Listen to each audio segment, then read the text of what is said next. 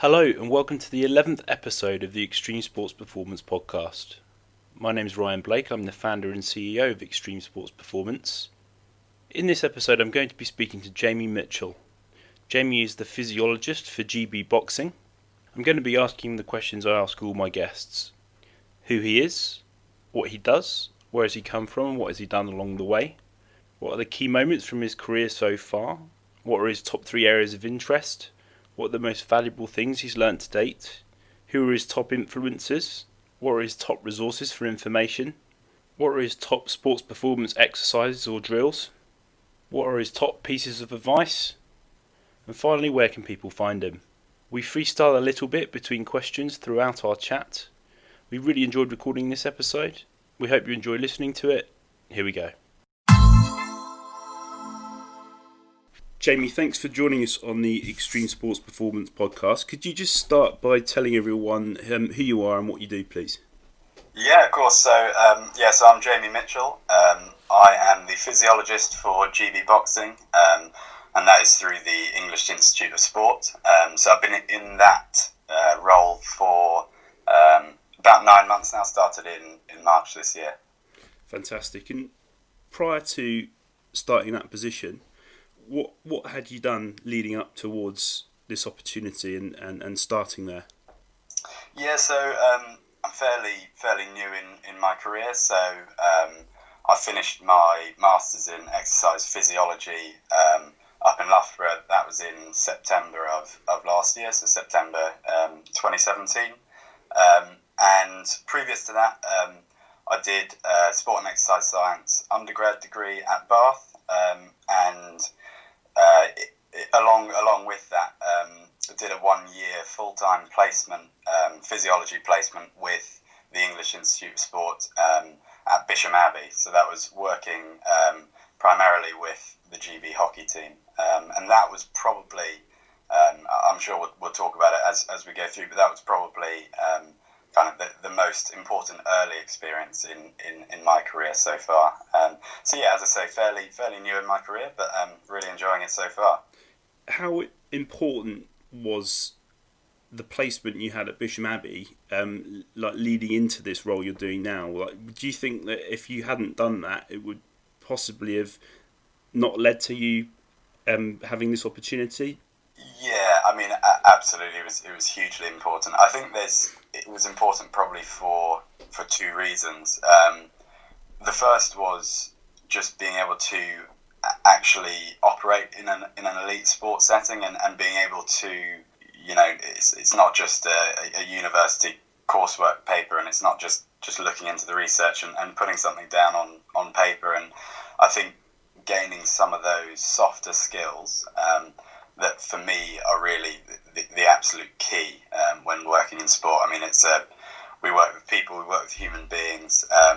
You can be the brightest, the best, technical physiologist, but if you can't translate that into, an applied setting, you're never gonna be onto a winner. So I think it was hugely important in that regard. And the second thing is just the number of people I met along the way in that placement. So I was based in Bisham Abbey, but I got the opportunity to travel to a number of other different EIS sites around the country, and met a huge number of people within sport. And it's, I'm not so naive to think that it was those contacts really that enabled me to get to where I am today. I think without having built up that network of contacts, there's probably it would have been a much longer road for me to get into my first sort of full-time job, I think. So yeah, hugely important, and I would definitely encourage anybody who's thinking about doing a placement along with university study to absolutely do so. Even if you think you're going to be in there and just be a water carrier, you can make a lot more of it, I think, once you get in there, and just showing your face and getting your name out there is so important. I completely agree with that. Obviously, as you know, we've kind of met each other through a strength and conditioning capacity, but the sports science community as a whole really are always interlinked, especially in the UK. And I think no matter what opportunity you get offered, it's always important to take it, because you never know when the next one might come around the corner. And as you say, all of the best opportunities I've had are through meeting people and getting further opportunities from that. So it's, I think, really a really important thing to consider. So you did your undergrad, you did your masters. Did you do your placement after you did your masters, or did you do it whilst you did your masters? So that placement was actually between my second year and final year of my undergrad study. Okay. So it was a full-time placement, and then actually alongside my masters, I was up in Loughborough, and I got the opportunity to just do some work with British triathlon and British athletics up there.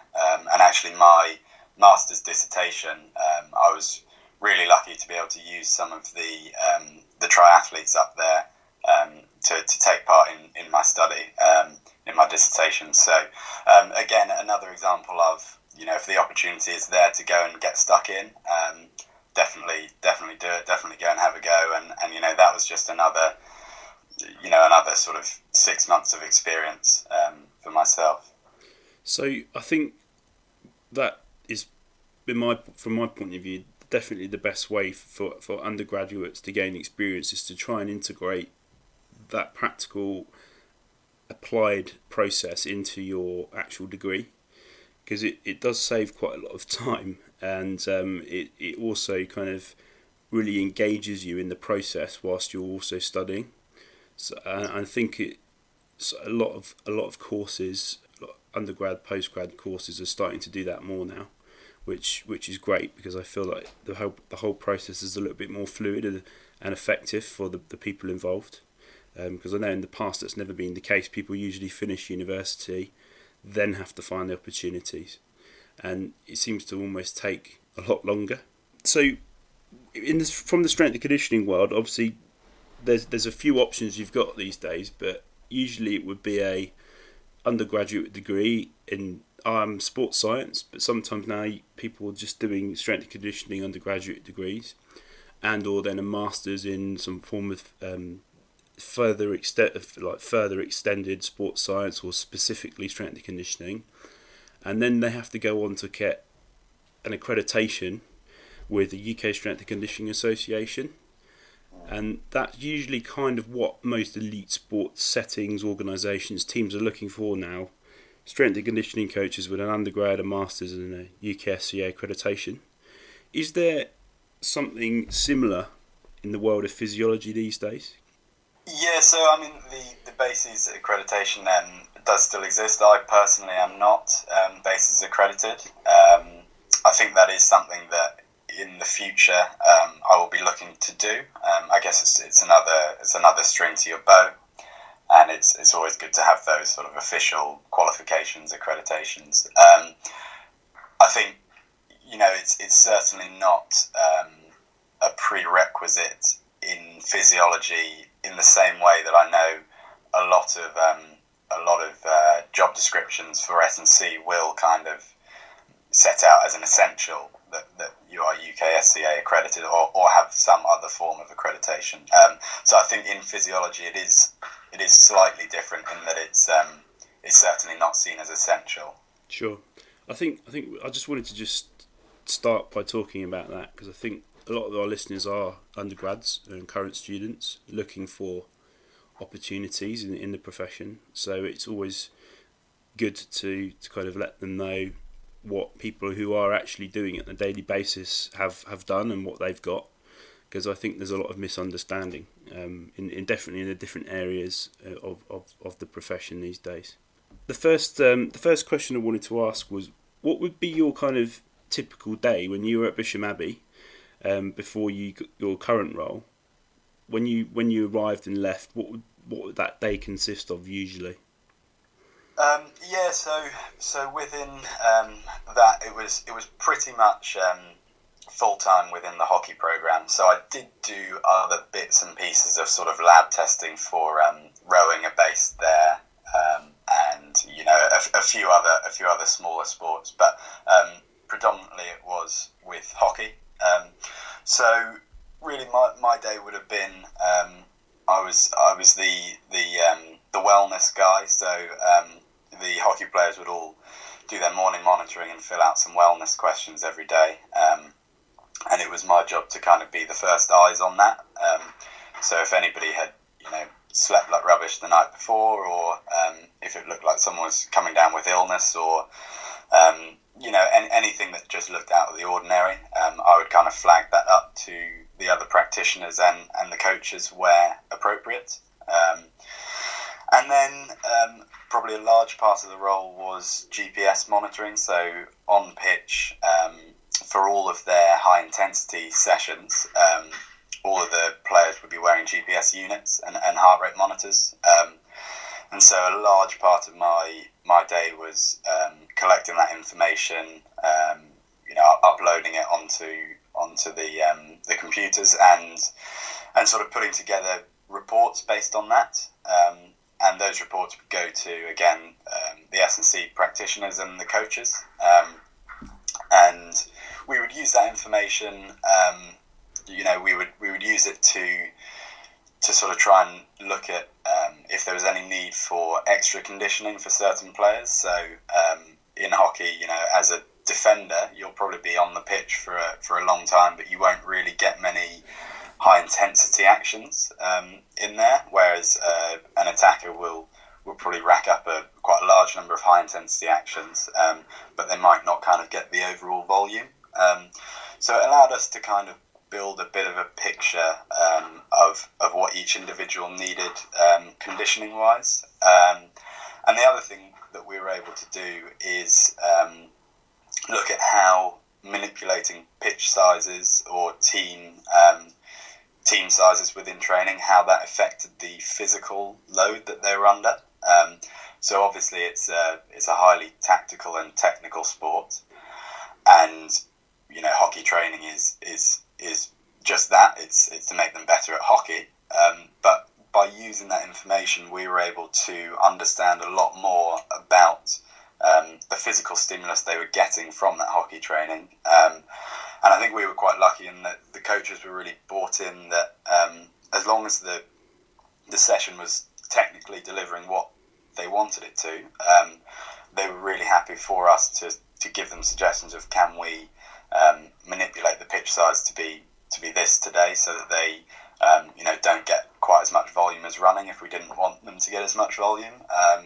Or, if we wanted them to get more volume, we might say, can we make it 7-a-side on a full pitch instead of 11-a-side?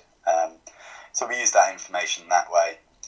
And then, I think as a placement student, you do other bits and pieces. So I was a physiology placement student, but probably did dip my toe into the S&C world a little bit. So did some stuff to help out in the gym, did some sort of jump monitoring, and would always be getting involved in the physical testing or profiling, as we called it there, the physical profiling. So definitely got involved in a lot of that. And I think, as I said earlier, it's with a placement like that, it often is, you get out of it what you put in. So I probably could have just rested on, I'm a physiology placement, I'm not going to step foot in the S&C gym. I think that's probably quite a poor attitude to have, and so I just really tried to get involved in as much stuff outside of the job description as I could do. I find that if you fully immerse yourself in an experience, you're always going to gain more from it, and I think doing that, what you just said, it makes perfect sense, really, doesn't it? Especially if you're there anyway, you might as well get stuck into as much as possible. Yeah. How much collaboration would you say you had with the other practitioners from a S&C side, psychology side, nutrition, physio side? Was it something that would rarely happen, or was it something that would happen daily? It would absolutely happen daily, and I think we were lucky that actually we all shared an open plan office, and those conversations just happened organically, and naturally. And I think that is probably a big learning for anybody who steps foot into an elite sports setting. I think you probably quickly realise just how multidisciplinary it is. I mean, everyone talks about the multidisciplinary team, and I think rightly so. I mean, the collaboration, that you have with other practitioners is so important. And if you're working in silos, firstly, you could all be doing the same work and nobody's talking to each other, and so you're just replicating work. But secondly, you're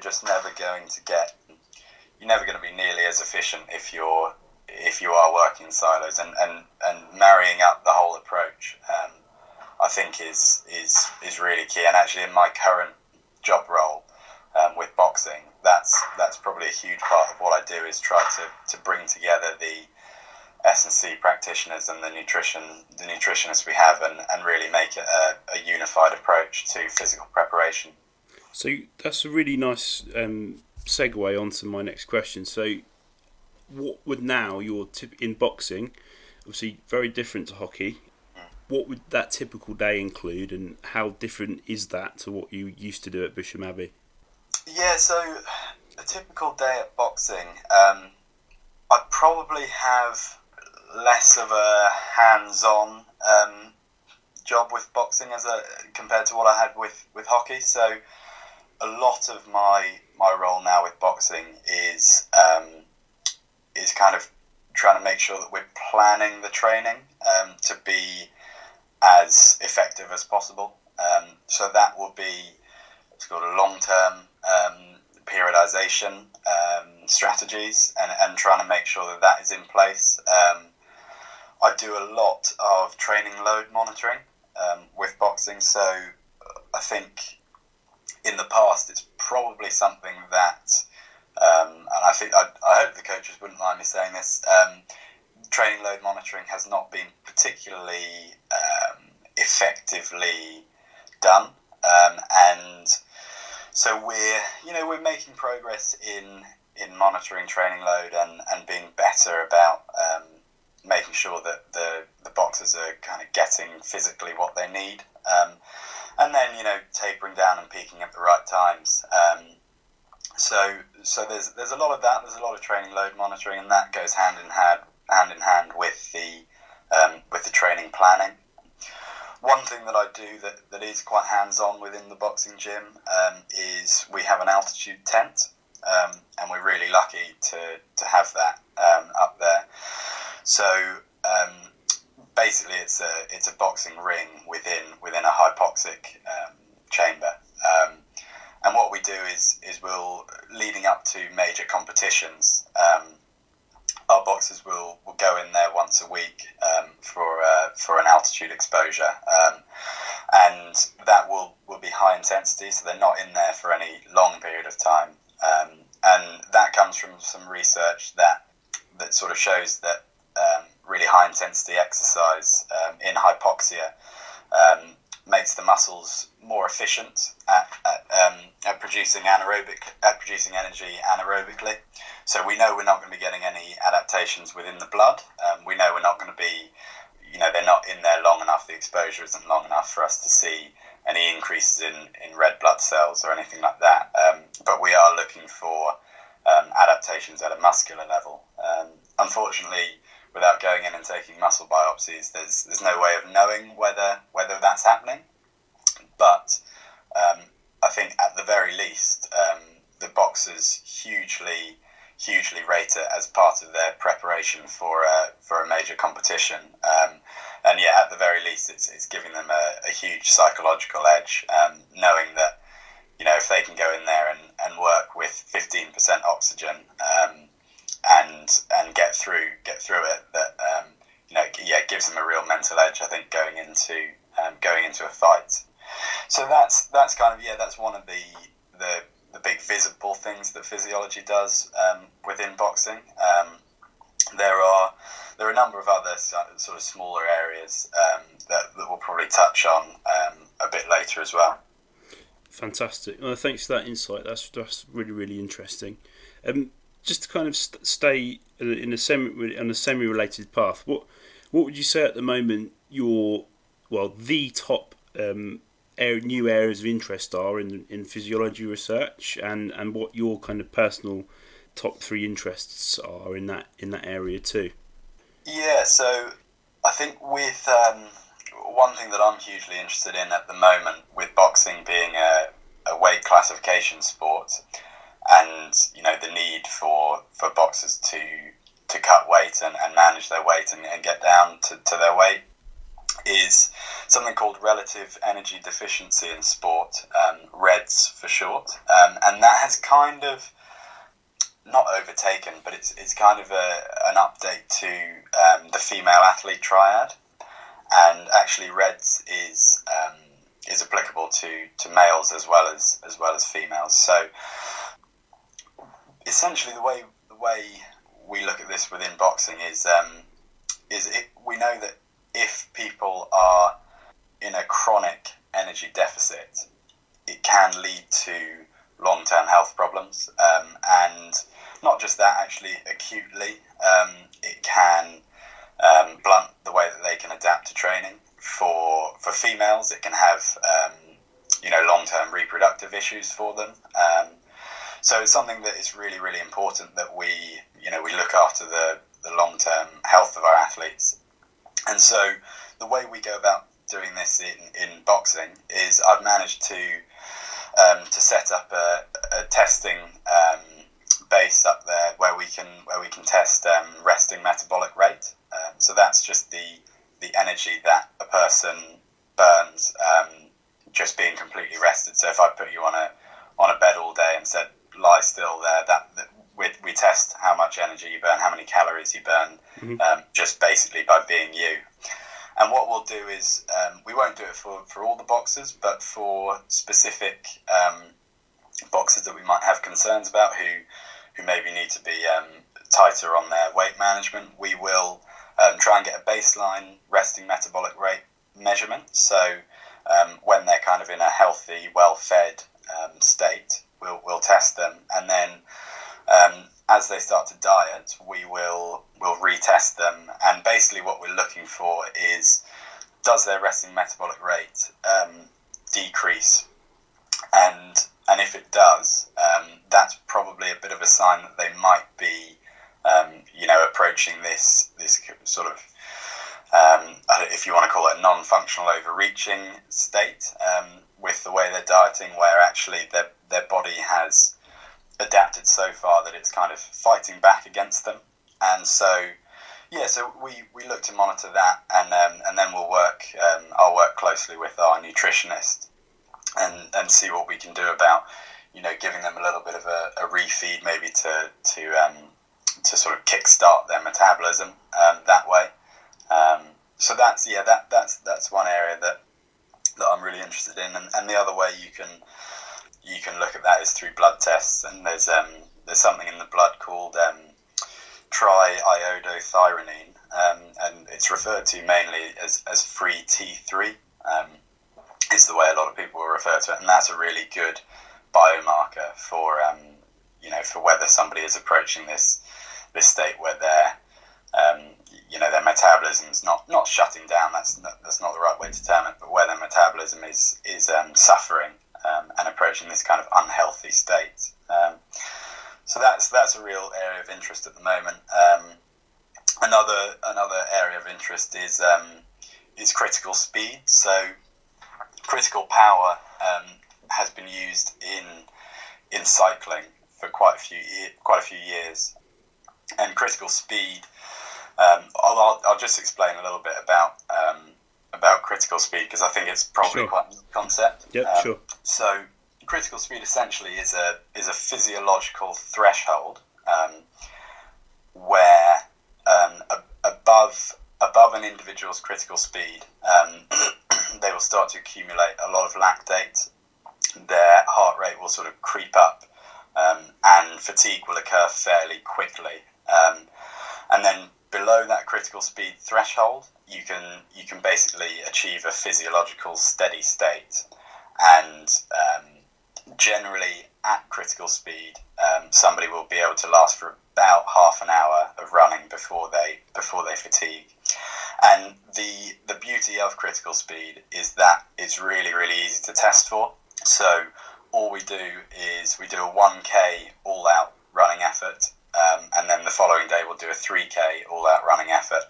And just by using those 2 times, you can sort of plug that into a spreadsheet that I won't say that I was good enough to put it together myself. The previous physiologist put that together, but it makes it very easy for me. You just put the times into a spreadsheet, and it gives you a person's critical speed.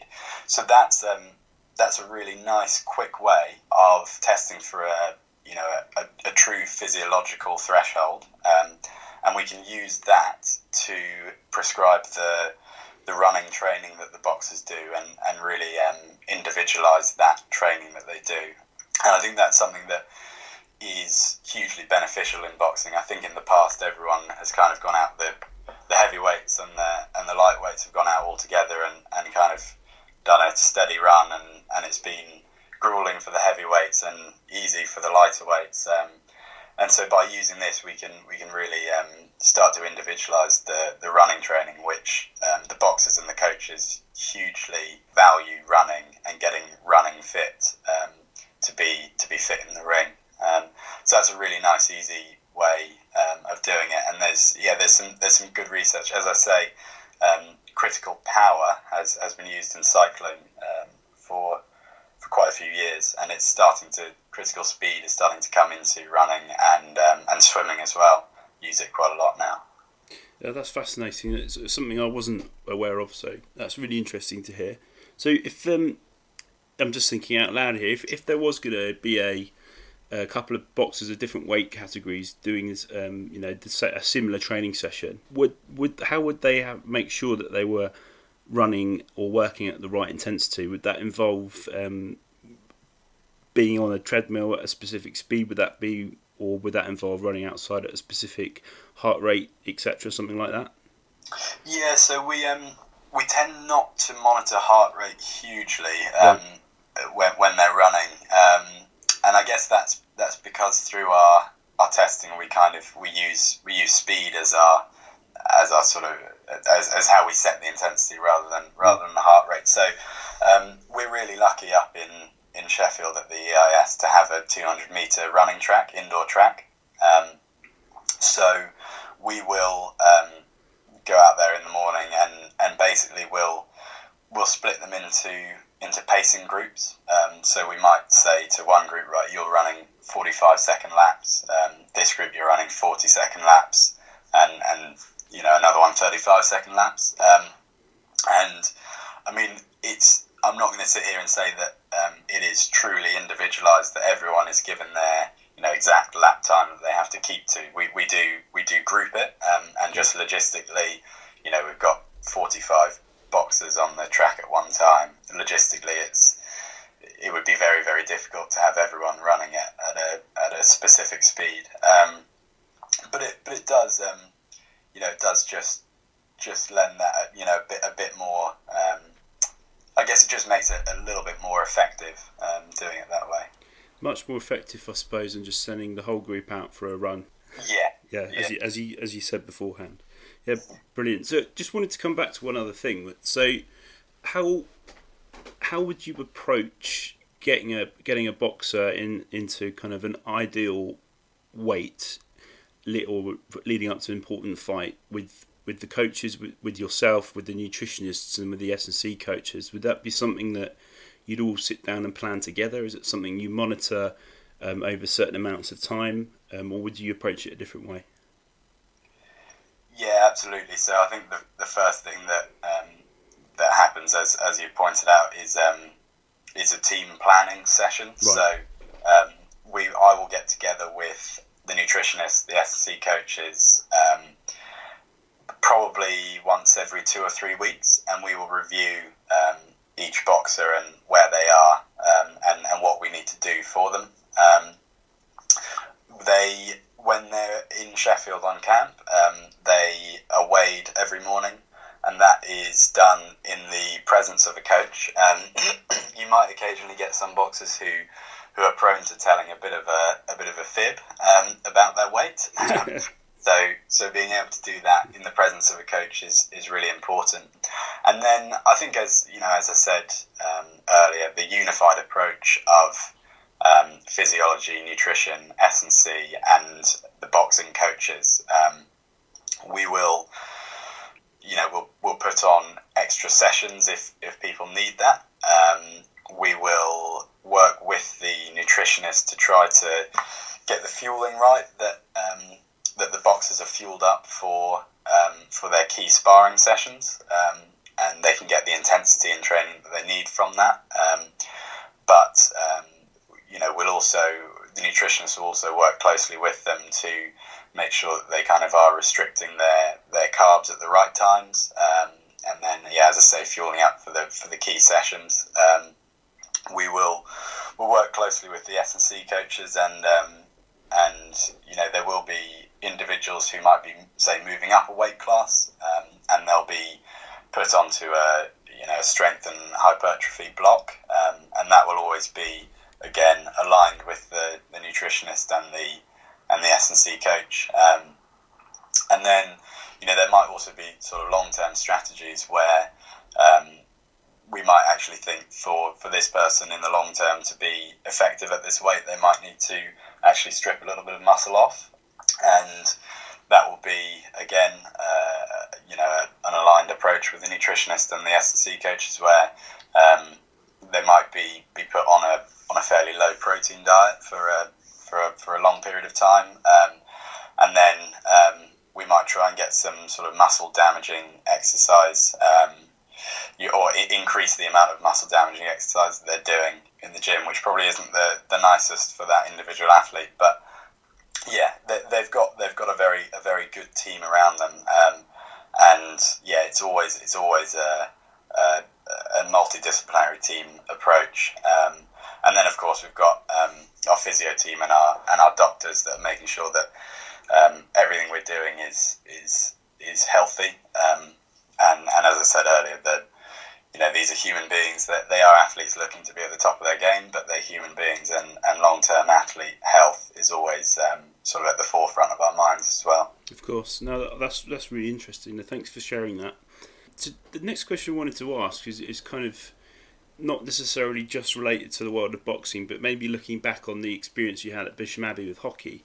What would you say, as a physiologist, would be the top 3 most valuable things you've learnt so far working in this profession? Yeah, that's a good question. So I think probably for me, and it is quite cliched really, I think everyone says it, but to be effective as a physiologist or as anything in sport, you need to build up the trust of the people you're working with. Mm-hmm.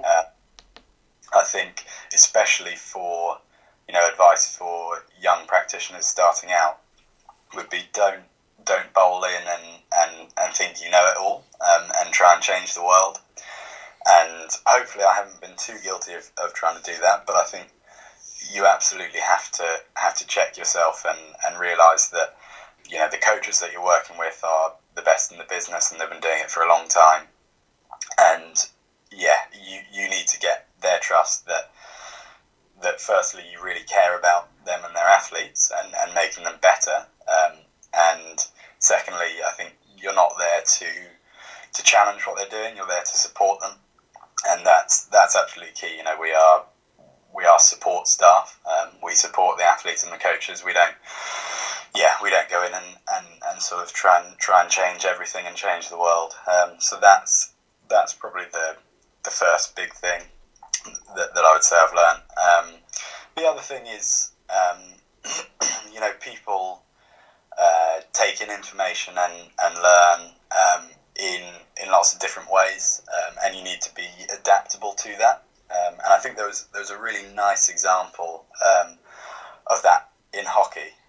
So I was working across the men's and the women's squads, and when I was doing my GPS reports based off of the pitch sessions, the reports, although they contained exactly the same information, looked very, very different for the men's and the women's coach, and that was just because the men's coach at the time, he liked numbers. He just wanted to see numbers on a page. He didn't care about whether it was in a pretty graph or anything like that.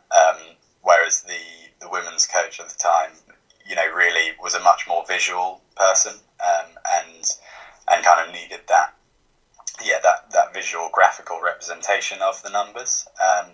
If you just told him 850 meters of high speed running today, that probably wouldn't mean anything to him. But if you put it in the context of everything that had gone before, it was powerful. So I think always be aware that we're working with individuals, and it's really important to get that individual approach. And then I guess on a kind of quite a similar theme, the athletes we're working with are individuals, and if you're putting it in a research term, we're working with n equals 1. So I guess you could say we're working with lots of different case studies, and I think appreciating that it's not lab controlled research. A lot of the time we're out in the field, or we're in the boxing gym, and there probably will always be a bit of an element of guesswork in what we do. But I think it's by understanding the research, understanding the individuals, and understanding the context of everything that goes around that, we probably seek to take as much guesswork out of it as possible, and really put into I guess gather a really well justified approach. And when I say that there's guesswork, I think that doesn't mean that you shouldn't have a rationale for everything that you do, and that doesn't mean that you shouldn't be able to justify everything that you do. But understanding that even if you have that great rationale and great justification, it might not always work, and that might be down to that individual, and you need to go back to the drawing board and try something else. Sure. No, I completely understand what you mean, and I think it's something that you probably wouldn't have known when you started out, but now when you've had the experience you've had and spent the time in the trenches that you have, it's almost one of those things that you kind of can't believe you didn't think about, if that makes sense.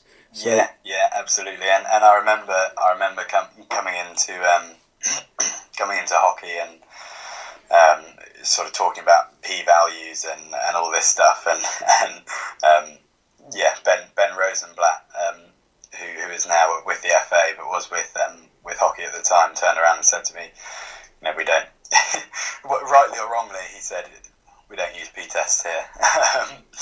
P-values rather, T-tests and P-values. That was certainly a learning. No, I had the pleasure of spending some time with Ben when I was working with Win Academy when I was based at Bisham, I think just before you were there. And he had a great way of simplifying things in a polite way. So it's nice to have those people around you to to give you those little lead-ons or polite takeaways, which makes life easier. So this actually again leads really well to the next question. So in your time as a physiologist working in elite sport, who would you say your top influences have been, or the people who've kind of helped you out the most, people you've learnt off the most in over that time period? Yeah, so number one would definitely have to be Ben, or Dr. Ben Rosenblatt, I should call him. I was there when he passed his PhD viva, and within about 10 seconds his email signature said Dr. Ben Rosenblatt. But no, he's been absolutely brilliant for me. I think he was kind of my day-to-day supervisor when I was at Bisham Abbey with hockey, and he was. I think firstly he genuinely cared about my development, and that was that was absolutely the main thing.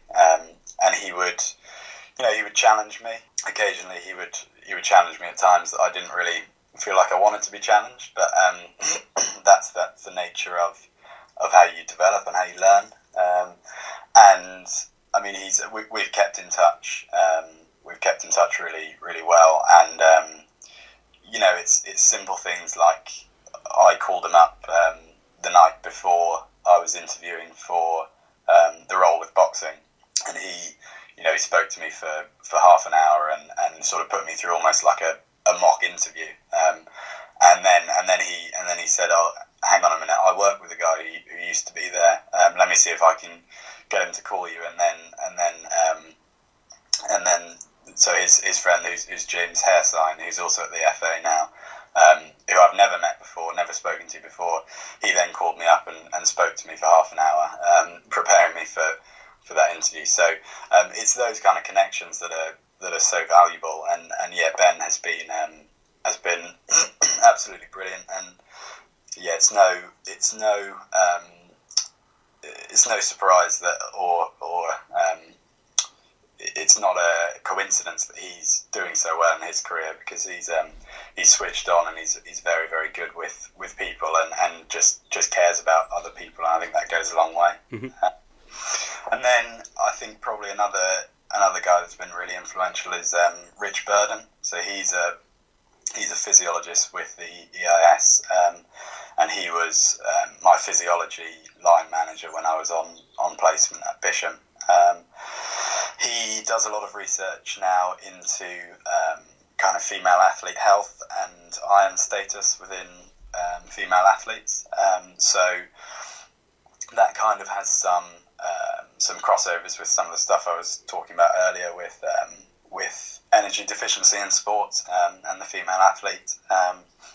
So from a sort of technical and non-technical side of things, he's been brilliant as well. Yeah, so they're probably the two key figures in my career so far. Fantastic. I think everyone's got those people that they will always remember and be grateful for all the advice and coffees that you've had with them in the past. I know I've got a very long list of people who have helped me get to where I am, and I think it's also, I'm in a position now where I can start to kind of pay back as well. So setting up placements with universities and trying to give undergrads opportunities in the environments I work in now is something I enjoy doing, but I think it's something that's really healthy. I enjoy coaching athletes and helping, working with coaches, but it's also nice to try and you develop more as a coach or develop more as a professional when you're trying to mentor other people doing the same thing as you, and to try and help people maybe not step in the same potholes you stepped in is always quite rewarding.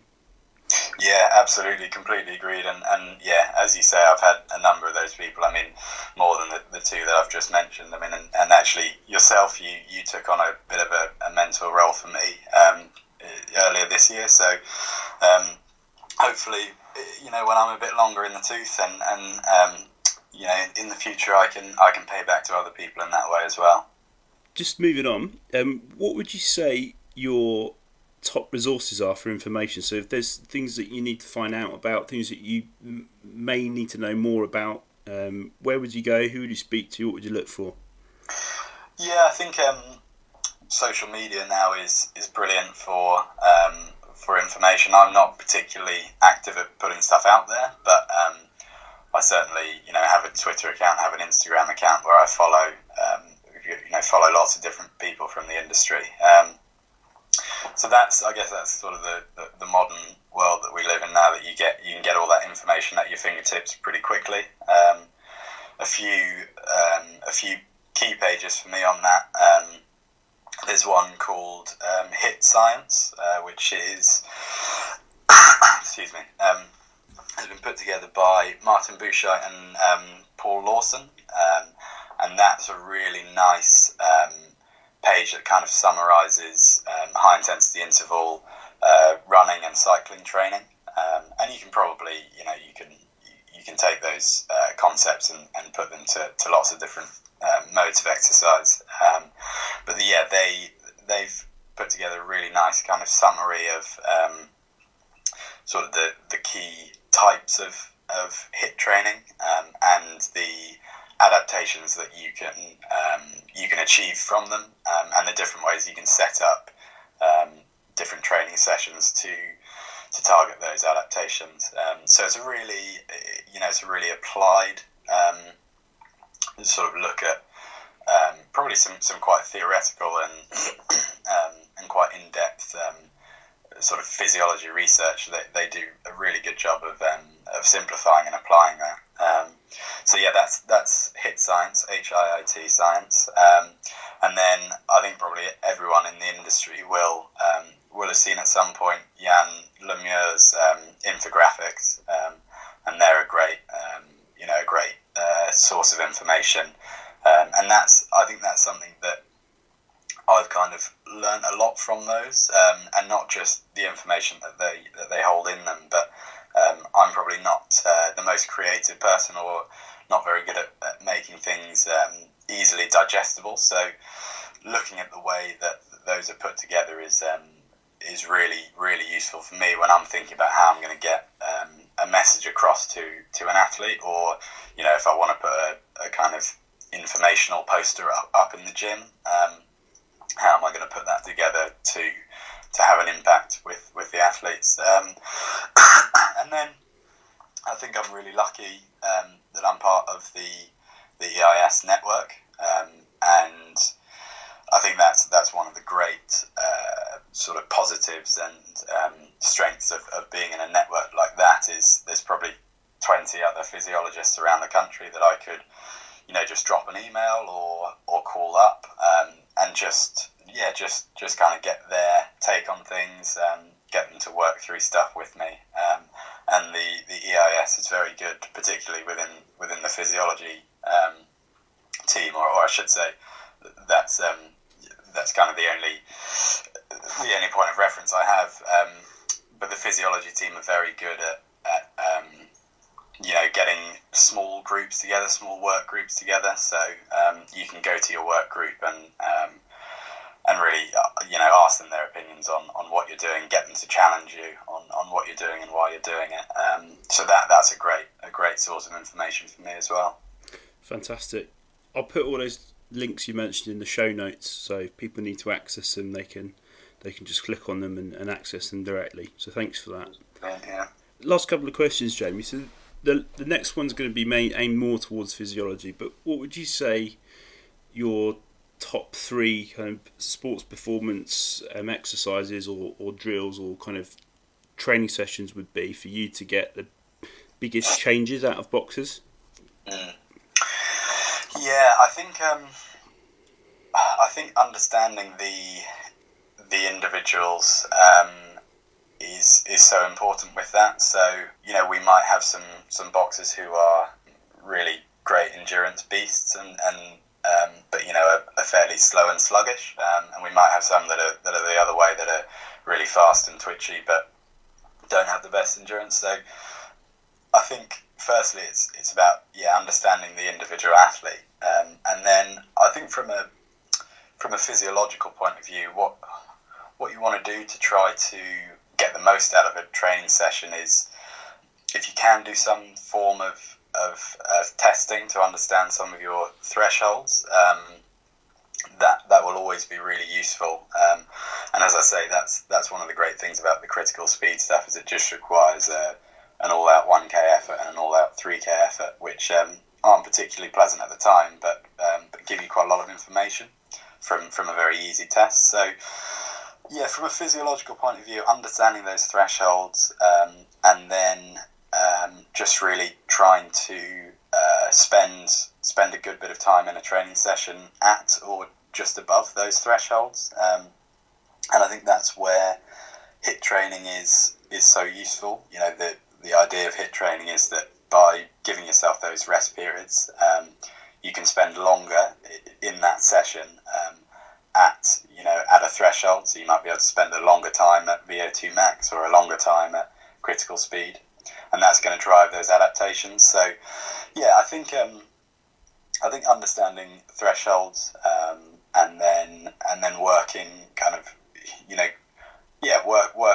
working out a sort of interval session that can drive those adaptations is really good. I think if you wanted an exact session, I think a go-to for me in my own training, just that I find gives me a great HIIT, a kind of all over fitness HIIT, would be a 6 minutes, a 6 times 3 minute on, 3 minute off running protocol, and that 3 minutes that you're running is going to be fairly hellish, but you get a nice 3 minute recovery, and that session would be designed to get an athlete to spend quite a long time working at VO2 max or kind of just above it, which should drive a really nice fitness adaptation. Fantastic. Thanks for that. If anyone wants to give that one a go after Christmas, I think there'll be a few takers, but it sounds pretty horrendous. So I probably will wait a bit longer before I try that myself. Brill. So, what would you say your top three kind of pieces of advice would be to people who are looking to set out in the industry as physiologists or step into the world of elite sport? I mean, you may already have touched upon some of these beforehand, but what would you say what advice would you give to them if they were looking for some? Yeah, as you say, I probably have touched on a few things. I think number one is just put yourself out there and take every opportunity that you can do. I've been really lucky that I've had really good opportunities early in my career. But yeah, I think apply for everything and anything that is appropriate. If you're lucky enough to get into that setting and be working within sport, I think push yourself out of your comfort zones is a key one as well. That's how you develop. That's how you learn. Nobody likes being outside of their comfort zone, but those are the experiences that if you get to an interview for a job, you'll be able to call upon those experiences and talk about them. And yeah, I think I touched on it a bit with when I was talking about Ben earlier. Is just being kind and caring about other people, and showing a genuine interest in other people. I said it before, but we're working with humans, both the athletes and the other support staff that we're working with. We're all humans, and people are much more likely to give you a chance if you're a good person and you're kind to them. And yeah, so I think those three things: take every opportunity, push yourself out of your comfort zone, and just generally be kind. And I guess that's advice for life. That's not just sport. Sure. No, fantastic. No, thanks for those insights. And I think advice like that, I've learned, doesn't need to be complicated, and it doesn't necessarily need to specifically apply to what you are doing. It's just kind of general interconnectivity, and I suppose communication skills go a very long way, don't they? So just to finish then, Jamie, if anyone wanted to get in touch with you or maybe ask you some follow-up questions, what would be the best way to get in touch? Yeah, so as I said earlier, I'm not particularly active on Twitter, so if you do follow me, don't expect to see a huge amount of content put out there. But my Twitter handle is @JS_Mitchell92. So I'm happy for you to put that link on the episode. So really happy for people to follow me on there and send me messages on there. That's probably the best way. Perfect. Well, that's great. Well, look, thanks very much for your time. It's great to catch up, and I've definitely learnt a few things today that I didn't know. So really appreciate your insights, and thanks for coming on the show. No, it's been great. Thanks for having me on, Ryan. Cheers. Thanks for listening to the 11th episode. We hope you enjoyed the show. Please don't hesitate to leave us a rating or review on your listening platform of choice. If you haven't already, please check out our website. We have weekly blogs on our blog page. You can sign up to our monthly newsletter via our sign up page. Our online store consists of personal coach, training programs, nutrition plans, interactive training systems, toolbox, and coming very soon, membership packages. We also have several social media platforms: Instagram, Facebook, Twitter, and YouTube. Links to all these can be found at the bottom of every page on our website. or via any search engine. That's all for now. Until next time, take care.